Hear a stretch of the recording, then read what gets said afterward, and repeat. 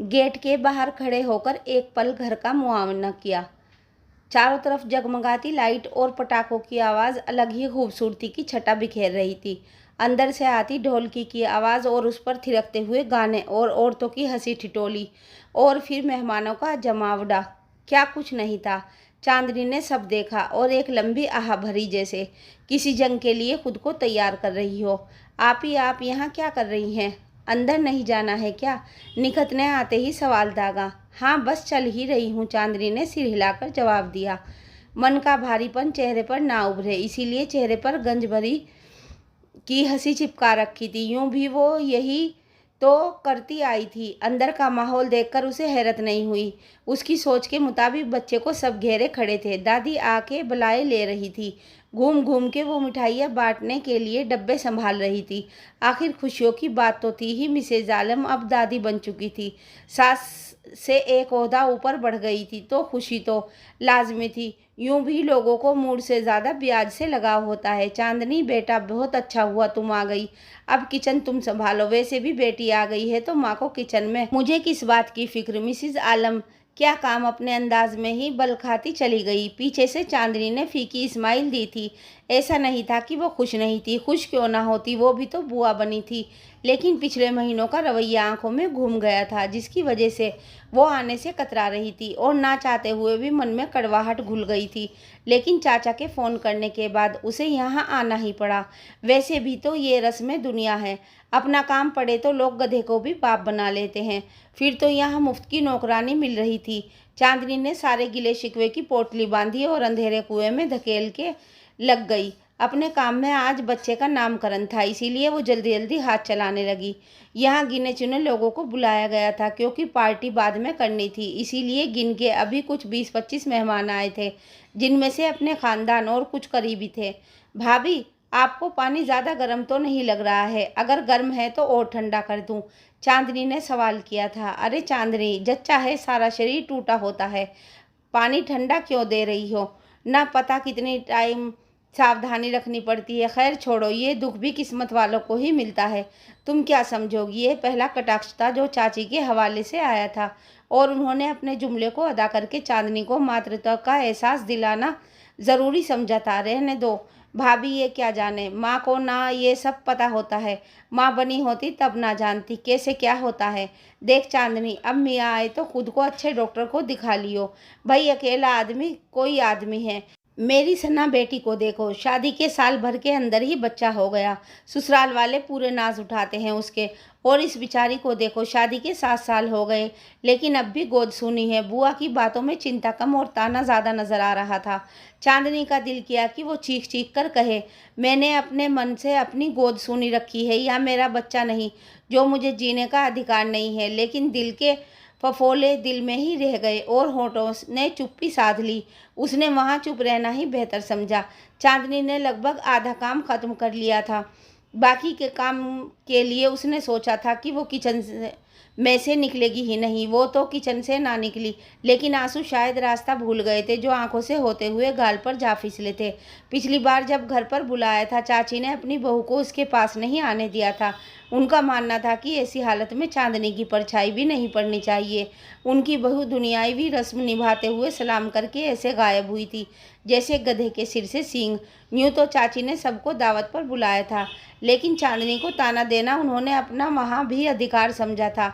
इस बात से चांदनी आहत हुई और सारे रास्ते रोते हुए गई थी। और पहली बार उसने ऊपर वाले से शिकायती अल्फाज निकाले थे। आखिर क्यों? अब वो भी कहाँ सुनने को थे। इसीलिए आइंदा वहाँ ना जाने की कसम साथ वो रवाना हो गई। ट्रिंग ट्रिंग फ़ोन की बजती धुन ने चांदनी की सोचों के घेरे पर ब्रेक लगाते हुए उसे वर्तमान में पटका और अपनी तरफ उसका ध्यान आकर्षित किया था। चांदनी ने फ़ोन उठाते ही सलाम किया। तभी उधर से पहला सवाल दंदनाते हुए आया, ये आंखें लाल क्यों हैं? जिसका जवाब चांदनी ने नींद का बना दिया। लेकिन रेहान भी जानता था ये आंखें ना सोने से लाल हैं या रोने से। वक्त की नज़ाकत को देखते हुए उसने अभी कुछ भी पूछना मुनासिब नहीं समझा, इसीलिए वो इधर उधर की बातें बनाकर चांदनी को हंसाने की कोशिश में लग गया, जिसमें वो काफ़ी हद तक कामयाब भी हो गया था। आखिर में चांदनी ने काम का बहाना बनाकर फ़ोन रख दिया और अब चेहरे पर मंद मंद मुस्कान भी थी। क्यों? रेहान उसे इतना प्यार जो करता था, ना। अरे क्या हुआ, खाना तैयार हुआ या नहीं? चाची ने किचन में झांकते हुए कहा। हाँ चाची, हो गया बस, चांदनी ने भी किचन का मुआयना करते हुए कहा। आप सबको बुला लो, तब तक मैं घर से हो आऊँ, चांदनी ने कहा। अरे कहाँ जा रही हो, सबको खाना कौन खिलाएगा? चाची ने हाथ पकड़ते हुए कहा। पहले जच्चा को निकाल दो, खाना फिर कोई खाएगा, चाची ने हुक्म दिया। अच्छा ठीक है चाची, निकाल दे रही हूँ, आप रुको 1 मिनट, चांदनी ने खाने की तरफ मुड़ते हुए कहा। अरे नहीं चांदनी, तुम रहने दो, चाची ने चांदनी को हटाते हुए कहा। आमना तुम निकाल दो खाना, तुमको पता है ना जच्चा का खाना कैसे निकालना है, ध्यान से निकालना। चांदनी अब तुम निकल जाओ किचन से, चाची ने एक अदा से हाथ नचाकर कहा, जिस पर जड़त रखते हुए भी 2 कतरे चांदनी की आंखों से फिसल ही गए थे। उसने भी समझते देर लगी कि चाची ने उसे किचन से क्यों निकाला है। मैंने खाना बनाया, तब वो छूत नहीं लगी खाने में, खुद में बड़बड़ाते हुए वो किचन से निकल गई, लेकिन आंखों में आंसुओं की लड़ी सी लग गई, जिसे उसने जैसे तैसे छुपाया था, और जाकर एक कोने में बैठ गई। ऐसा ये गम ही नहीं कोई पहचान ले, ऐसा वो कौन है जो दुख मेरा जान ले। ये कहते हुए चांदनी ने आंखें मूंद ली और अपने अतीत में खो गई। गतांक से आगे चांदनी छत पर बैठी अतीत को याद करने लगी और 7 साल पहले पीछे पहुंच गई। अब्बू ने एक फ़ोटो उसके सामने रखी और दूसरी फ़ोटो हाथ में रखी और बोला, देखकर बताओ कौन सा अच्छा है। चांदनी ने शर्माते हुए कहा, जो आपको अच्छा लगे, और आपसी सहमति से रेहान को पसंद किया गया। चांदनी ने भी सबकी रजामंदी पर मोहर लगा दी। हालांकि चांदनी की अम्मी ने रेहान की मां ना होने पर एतराज़ जताया। आखिर मां थी, इसीलिए उनका चिंतित होना स्वाभाविक था। चांदनी के पिताजी ने सबसे राय की घर में और चांदनी की अम्मी की बातों पर गौर किया। सब ने एक राय में बोला, जिसकी माँ नहीं होती उसकी शादी नहीं होती। क्या चांदनी के अब्बू ने चांदनी को राय दी कि वो रेहान से बात करे और उसके मन मिजाज को जान ले। आखिर ज़िंदगी तो दोनों को ही बितानी है। उनकी बात मान के रेहान से बात की, क्योंकि रेहान विदेश में नौकरी करता था, इसीलिए मिलना मुमकिन नहीं था। सो फ़ोन ही एकमात्र सहारा था। धीरे धीरे बात करते हुए चांदनी और रेहान ने अपने दिल की अदला बदली भी कर ली। फिर इंतज़ार का दौर चला। रेहान किसी भी हालत में चांदनी को अपना बना लेना चाहता था, इसीलिए उसने अपने वतन आने के लिए पर खोले। जल्दी जल्दी हाथ चलाओ, बारात किसी भी पल आने वाली होगी। ये चांदनी के अब्बू थे, जो सुबह से इधर उधर दौड़ भाग कर रहे थे। वो कोई कमी नहीं छोड़ना चाहते थे बेटी की शादी में। हर बाप की तरह वो भी सारे अरमान पूरा करना चाहते थे, इसीलिए खुद जाकर सारी तैयारियों का जायज़ा ले रहे थे। उधर रेहान के पांव ज़मीन पर नहीं टिक रहे थे। उसे लग रहा था कब वो पहुँचे और चांदनी को ले आए। हाल तो कुछ ऐसा चांदनी का भी था। सजी धजी वो दुल्हन के लिबास में सचमुच चांदनी बिखेर रही थी। आखिरकार सबका इंतज़ार ख़त्म हुआ और 3 खूबसूरत कबूल है कबूल है कबूल है लफ्ज़ ने चांदनी को रेहान की तकदीर बना दिया। कितना खूबसूरत है ना ये लफ्ज़, कबूल है कबूल है कबूल है। रेहान की नज़रें सिर्फ चांदनी को निहार रही थी, जिसे चांदनी ने भी महसूस किया। चांदनी सबको रुला के बाबुल की चौखट छोड़ रेहान की हकदार हो गई थी और आंखों में सपने सजाए वो पिया के घर चली आई। रेहान उसका बहुत ख्याल रखता था। घर में उसको सास की थोड़ी कमी ज़रूर खलती थी, लेकिन रेहान ने उसे बाखूबी पूरा कर रखा था। कुल मिलाकर रेहान एक अच्छा पति साबित हुआ। देखते ही देखते शादी के 2 महीने बीत गए। रेहान और चांदनी बहुत खुश थे एक दूसरे का साथ पाकर। कुछ दिनों से चांदनी की तबीयत बहुत ख़राब रह रही थी। उसे टाइफाइड हो गया था, जिसकी वजह से रेहान थोड़ा परेशान रहता था, लेकिन चांदनी उसे समझा देती थी। आखिरकार वो वक्त भी आया जब रेहान के जाने का वक्त हो गया। रेहान जाना नहीं चाहता था और चांदनी को ऐसी हालत में छोड़कर तो बिल्कुल नहीं। सारी रात रेहान और चांदनी की आंखों में बीती। दोनों नहीं चाहते थे इस रात की सुबह हो, बस वक्त यहीं थम जाए। लेकिन वक्त ताकि हाथ से रेत की तरफ फिसलता जा रहा था। रेहान चांदनी को ढेरों हिदायतें और बातें समझा रहा था। चांदनी की तबीयत खराब देखकर पहले तो सबको लगा कोई खुशखबरी है, लेकिन चांदनी ने ये बात सिरे से खारिज कर दी। अपने शुरुआती दिनों में रेहान और चांदनी ने तय किया, हम पहले खुद को इतना सशक्त बनेंगे ताकि ये जिम्मेदारी उठा सकें। आजकल के परिवेश में बच्चों की अच्छी परवरिश देना बहुत चुनौतीपूर्ण काम था। इसीलिए दोनों ने तय किया हमें अभी बच्चा नहीं चाहिए। खैर रेहान के जाने के लिए भारी मन से तैयार हुआ, लेकिन चांदनी को देखकर उसका दिल टूट सा रहा था। ये बात चांदनी भी समझती थी, इसीलिए उसने अपने चेहरे पे मुस्कान सजा ली थी ताकि रेहान कमज़ोर ना पड़े। रेहान ने चांदनी के माथे पर किस किया और कहा, अपना ख्याल रखना, सबसे मिलकर रहना। ये कहते हुए वो कमरे से निकल गया। चांदनी बस उसे खुद से दूर होते हुए ताकती रह गई। एक रोटी की खातिर कितने मजबूर हो गए, क्या देश क्या घर बार सबसे दूर हो गए। रेहान के जाने के बाद उसका कई दिनों तक मन नहीं लगा, घर जैसे काटने को दौड़ता था। रेहान का भी कुछ यही हाल था, लेकिन वो अपने दिल को समझाकर चांदनी को कहता, बस कुछ दिन की बात है, ये दिन भी यूं ही निकल जाएंगे। रेहान और चांदनी ने अपनी तरफ से कोई कमी नहीं छोड़ी थी परिवार को जोड़े रखने में, लेकिन रेहान के जाने के कुछ दिन बाद से सबने अपने असली रंग दिखाने शुरू कर दिए थे।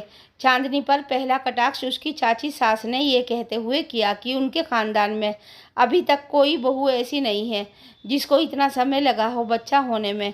उनका ये जुमला चांदनी को नागवार गुजरा था।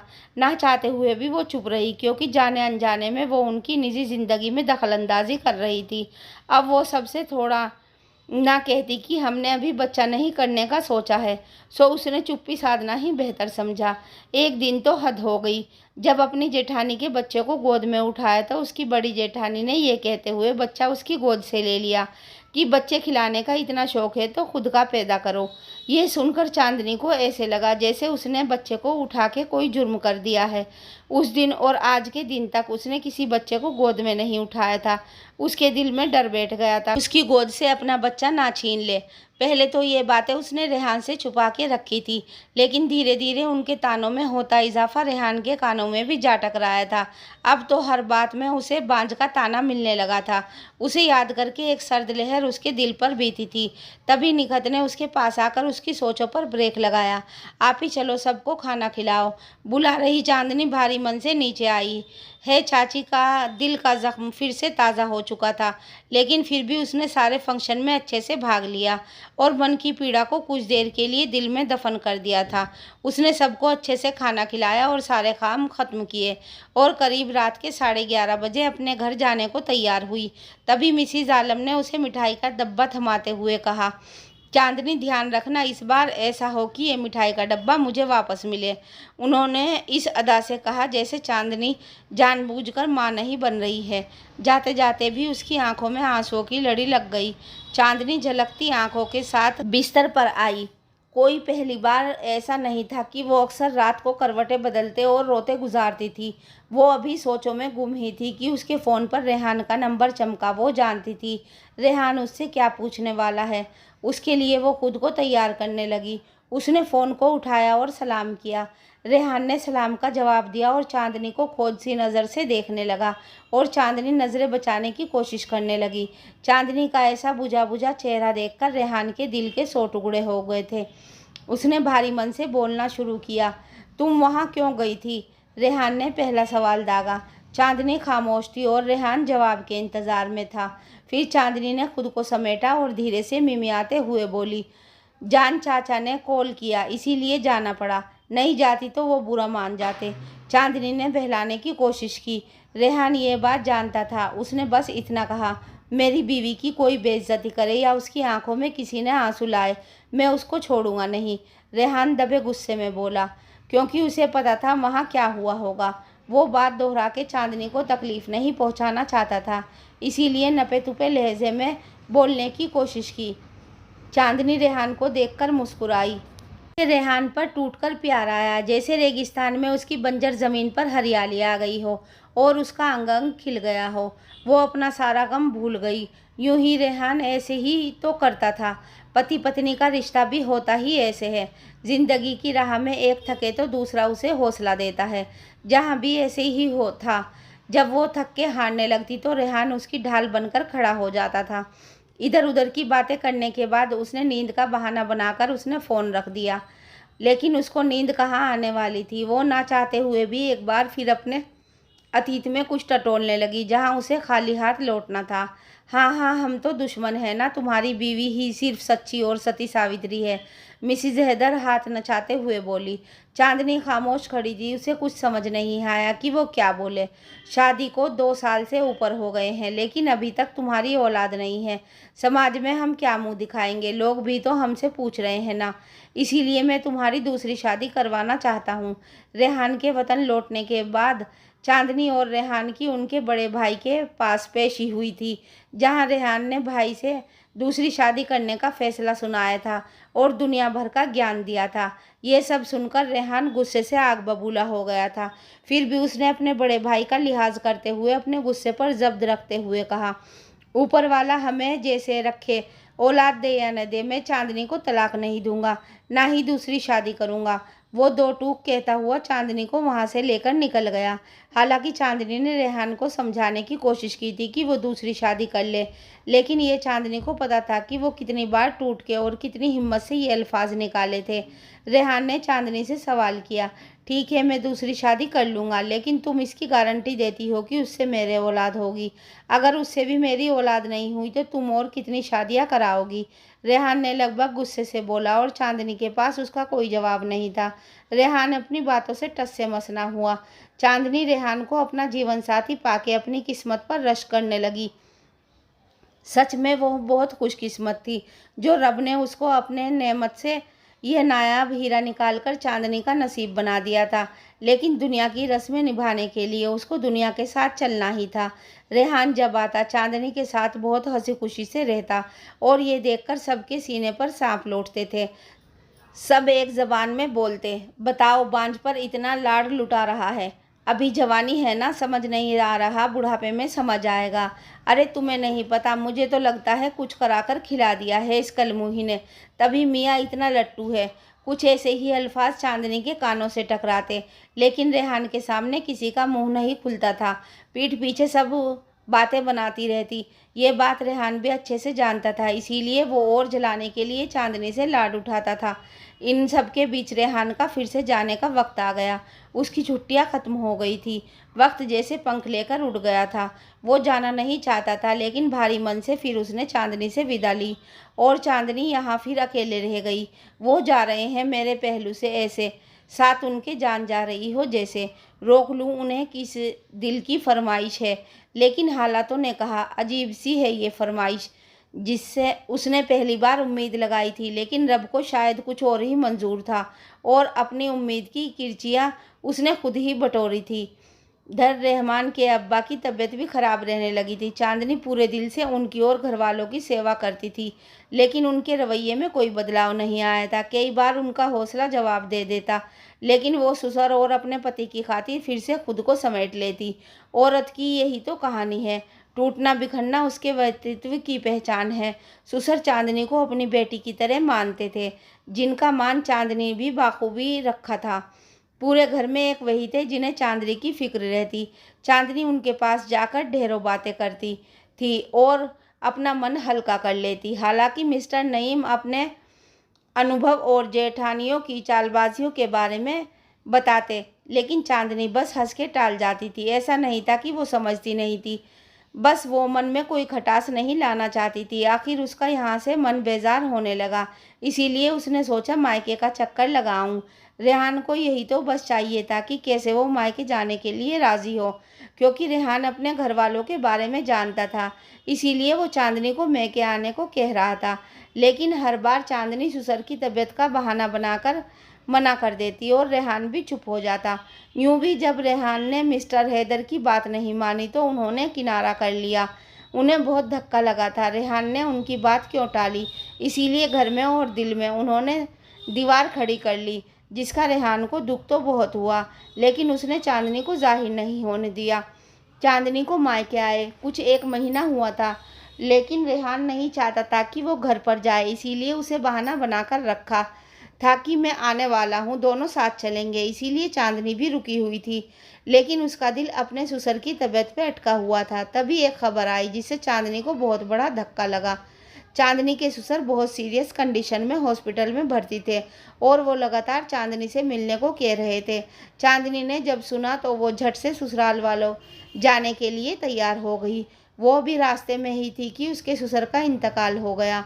आखिरी समय में वो वहाँ नहीं थी और वो क्या कहते, ये राज उनके साथ चला गया था जो कहने के लिए वो उससे मिलने के ख्वाहिशमंद थे और रह रहकर चांदनी को कचोटता था। मिस्टर नईम के बाद सारे रिश्ते और मोह का बंधन टूट गया था। अब चांदनी को वहाँ रहना जैसो नाको चने चबाना था। अब उसकी जेठानियाँ उसके सामने अपने बच्चे को नहीं आने देती, ना ही उसके हाथ से कुछ खाने देती। ये सब देख के उसका दिल बहुत दुखता था। ऐसा कोई दिन नहीं होता जिस दिन उसके तकिए में आंसू जब्त नहीं होते थे।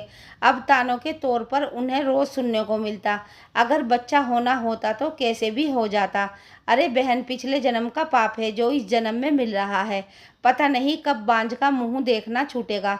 दिन रात हमारी छाती पर बैठी रहती है। बताओ, हमारी भी बहुएं आने वाली हैं, क्या प्रभाव पड़ेगा उन पर। ऐसे रोज़ ही सुनने को मिलता जब उसकी जेठानियाँ मोहल्ले की औरतों के साथ मजलिस लगाकर बैठा करती थी। अब चांदनी को इसकी आदत सी हो गई थी, लेकिन दिल कितना भी मजबूत क्यों ना हो, ऐसी बातें सुनकर दिल जख्मी हो ही जाता है। अब वो रेहान को अपने वतन आने के लिए ज़िद करने लगी। रेहान भी सब समझता था, इसीलिए वो भी आने की कोशिश करने लगा। रेहान के आने से पहले उसने सारा चेकअप कराया, लेकिन उसमें कोई कमी नहीं निकली।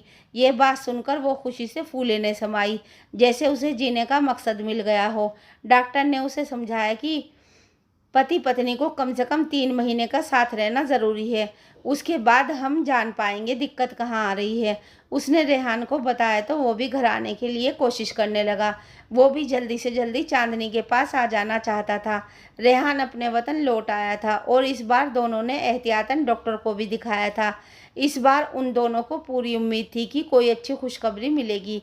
तभी रेहान के भाई का रिश्ता तय हुआ और उन दोनों को वहां जाने के लिए रवाना होना पड़ा।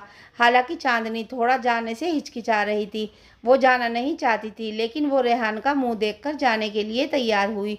यूं भी जब मिस्टर नईम की जब तबीयत बिगड़ती थी, वो चांदनी से कहा करते थे कि वो सबका शादी ब्याह कर दिए हैं, पता नहीं वो जिंदा रहे या न रहे, उनके छोटे बेटे की भी शादी करके उसका घर बसा दें। वही बातें चांदनी याद करके बेमन जाने के लिए तैयार हुई। वहाँ ससुराल में रेहान को देखते ही बड़े भैया लोगों ने अपने हाथ झटक लिए और सारे पैसे रेहान को ही लगाने थे।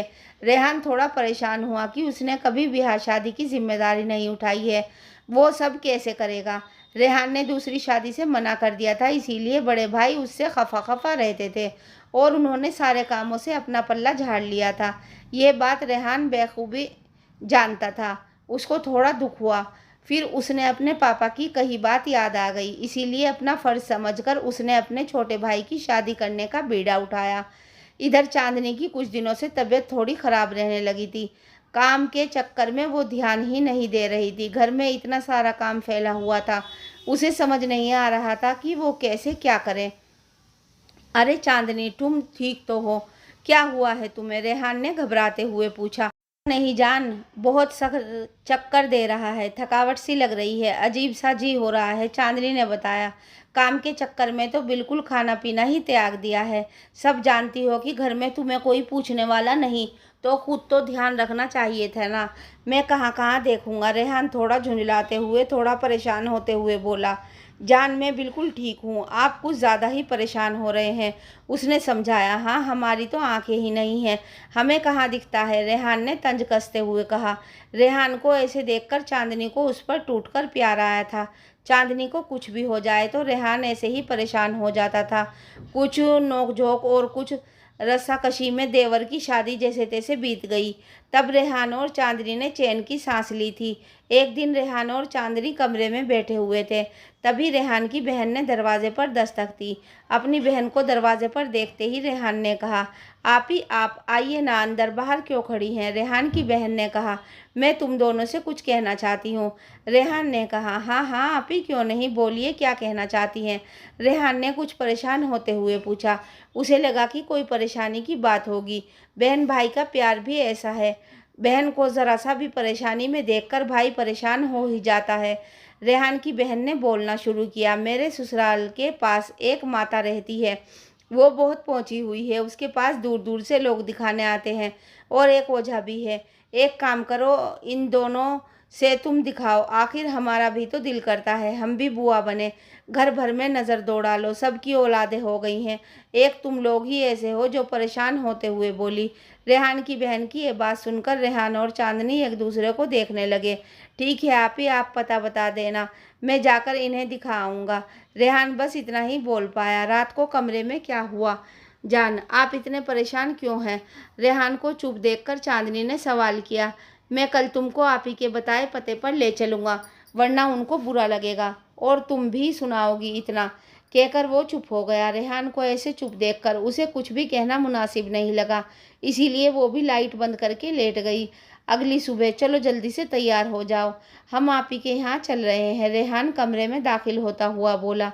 चांदनी तैयार होने के लिए उठी और अलमारी से कपड़े निकालने के लिए जैसे ही अलमारी खोली, रेहान उसके पास खड़ा था। उसको अचानक देखकर वो चौंकी, लेकिन रेहान का गंभीर चेहरा देखकर बोली, जान कोई बात है क्या? कल से देख रही हूँ आप बहुत परेशान दिख रहे हैं, मैं तुमसे कुछ कहना चाहता हूँ, रेहान ने सपाट शब्दों में कहा और उसे सोफे पर बैठाया। चांदनी ने एक नज़र रेहान के चेहरे की तरफ देखा। वहाँ उसे परेशानी और चिंता के मिले जुले भाव दिखे, जैसे वो खुद को तैयार कर रहा हो कुछ बोलने के लिए। चांदनी, मेरा वहाँ जाने का बिल्कुल भी मन नहीं है, लेकिन अगर मैं तुमको वहाँ नहीं ले गया तो आप ही को बहुत बुरा लगेगा। तुम तो जानती ही हो, अब्बा अम्मी के गुजर जाने के बाद बहनों ने ही माँ बाप का प्यार दिया है। मैं उनकी बात नहीं टाल सकता। वहाँ जाने के बाद रिजल्ट चाहे जो भी हो, मैं तुमसे कल भी प्यार करता था, आज भी करता हूँ और हमेशा करता रहूँगा। तुम मेरे लिए हमेशा अनमोल हो। रेहान परेशान होते हुए बोला और आंखों से दो कतरे फिसल गए थे, जिसको रेहान ने छुपाने की नाकाम कोशिश की। रेहान को इस तरह देखकर चांदनी के दिल के 100 टुकड़े हुए। अभी रेहान उससे जान भी मांगता तो वो उसको हंसते हंसते दे देती। जान, आपको कुछ साबित करने की ज़रूरत नहीं कि आप कैसे हो। मैं आपके प्यार पर कभी शक नहीं कर सकती। आप पर शक करना मेरे खुदा पर तोहमत लगाने के बराबर है। अगर आप ही को सही लगता है तो वहाँ पर हम ज़रूर जाएंगे। क्या पता जान, खुदा ने हमारा नसीब वही खोला हो, उसने रेहान को गले लगाते हुए कहा। रेहान पहले चांदनी को ओझा के पास लेके गया। उसने दवा दी और कुछ बातें बताई। उसके बाद वो चले आए।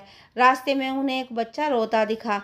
उन्होंने गाड़ी रोककर देखा, एक औरत अपने हस्बैंड से झगड़ा कर रही थी।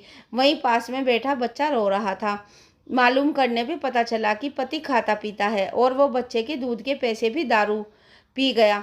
नशा भी ऐसी चीज़ है जो इंसान को अपने अलावा कुछ नहीं दिखाता है। बच्चे को ऐसा रोता देखकर रेहान का दिल बुरी तरह दुखा था। उसने जेब से पैसे निकाले और महिला के हाथ में थमा दिया और कहा, बहन जाओ, इसके लिए दूध ले आओ और अपने घर के लिए कुछ खाने पीने का सामान भी। और उसने अपने हस्बैंड को भी हिदायत दी कि वो आइंदा ना पिए। तभी बगल से किसी आदमी ने कानाफूसी की, अपनी औलाद तो है नहीं, बड़े आए दूसरों का दर्द समझने वाले। भाई पैसे वाले हैं, पैसों की कमी थोड़ी ही ना है। अब दिखावा करने के लिए पैसा कहीं ना कहीं तो खर्च करेंगे ही। दूसरे आदमी ने तंज किया, ऊपर वाले का खेल भी अजीब है। जो औलाद की कदर करते हैं उनकी गोद सूनी रखी है, नहीं उसे औलाद दे रखी है जिसे उसकी कदर। चांदनी ने सोचा। तभी रेहान उसके पास आया और उसकी सोचों का सिलसिला टूटा और दोनों घर की तरफ रवाना हो गए। दूसरे दिन रेहान की बहन के कहे मुताबिक दोनों माताजी के दरबार में हाजिर थे। वहां देखा, एक बुजुर्ग महिला बैठी हुई थी। दोनों ने जाकर उन्हें प्रणाम किया और वहां बैठ गए। उन्होंने आंखें बंद करके कुछ मंत्र पढ़े और चांदनी को पास से जमीन की मिट्टी उठाकर उसके हाथों में रखा और कहा, खाओ। ये सुनकर चांदनी का चेहरा ताकने लगी। रेहान बस बेबस सा वहाँ बैठा था। दोनों अंधविश्वासी नहीं थे, लेकिन औलाद की चाहत ने उन्हें कहाँ से कहाँ ला दिया था। इतने में चांदनी की आंखों से आंसू फिसलने लगे। ना चाहते हुए भी उसने दिल कड़ा किया और अंधविश्वास का शिकार हो गई। चांदनी, मुझे माफ़ कर दो, मेरी वजह से तुम्हें ये सब झेलना पड़ रहा है, रेहान ने गंभीर स्वर में कहा।